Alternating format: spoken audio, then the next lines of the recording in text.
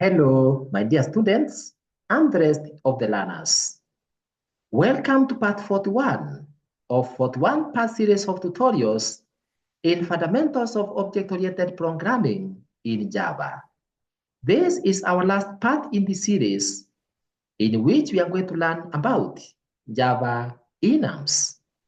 My name is MemJM, or you can simply call me Emily Swap. What is an enum? An enum is a special class that represents a group of constants or what we call unchangeable variables like final variables. We use enums when you have values that we know aren't going to change, like month, days, colors, deck of cards, etc. Therefore, an enum cannot be used to create objects, and it cannot extend other classes, but it can implement interfaces. An enum can, just like a class, have attributes and methods. The only difference is that enum constants are public, static, and final. They are unchangeable and cannot be overridden. To create an enum, you use the enum keyword instead of class or interface and separate the constants with a comma. Note that they should be in uppercase letters as indicated in the following code. Enum level, and then in the list we have low. This is an example, like low, medium, high. Now that's just a list. You can access enum constants with the dot syntax. For example, level my var. Level my var equals to level dot medium. Note, this is level.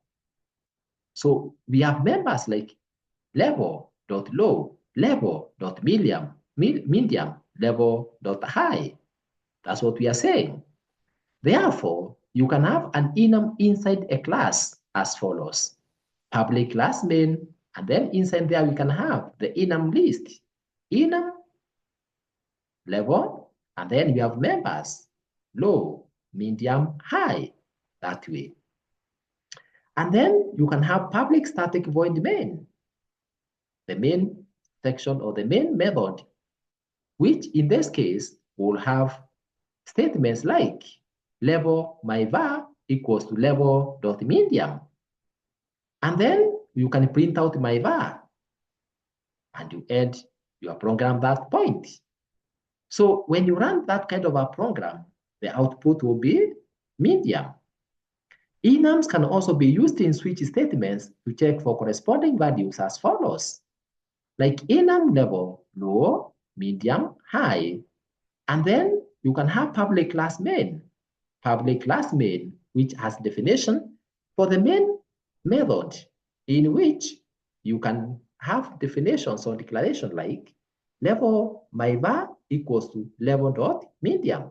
So in other words, you are assigning medium into the variable called or memory location called my var. And then you can have switch my var statement like that. And it's not just a statement, but that can be a set of statements or what we call a block of instructions. And in that case, you can use options like case. Now look here. Here, you can use switch. You can use switch structure to perform various tasks based on the members of the enum list. Remember, the first enum item is 0. It's identified as 0. The second one is 1, 2, in that order. So when you say switch, for example, my var, and then you have case low, that's like case 0. And that statement will be displayed, low level. Then you come out of the loop.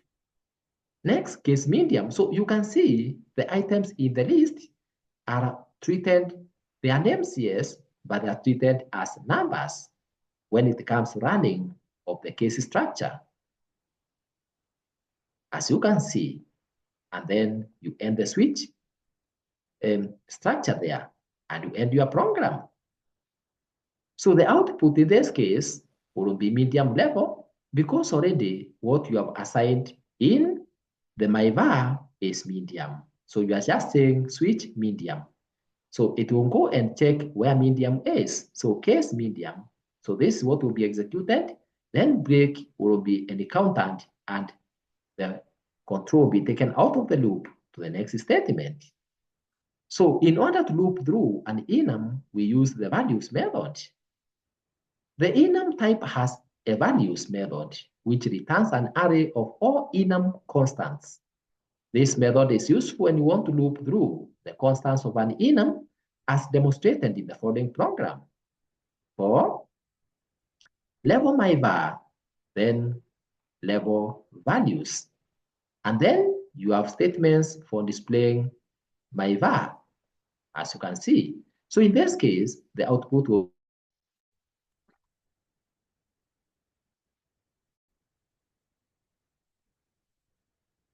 so here, the output will be low, medium, and high. And with that, my dear students, we have come to the end of the entire series of 41 videos, which we have spanned from part 1 of 41 to this last part of the series. And with that, if you've been able to follow those videos in the series, then you have become proficient in coding programs in Java, and what you just need is to do that practice as from part 1 of the series to this last part. So congratulations for learning part 41 of 41 on Java Enums in Fundamentals of Object-Oriented Programming using Java. You can access the rest of the parts in the series as well as other computer ICT videos by clicking or tapping on MLSwap ICT YouTube channel below this video.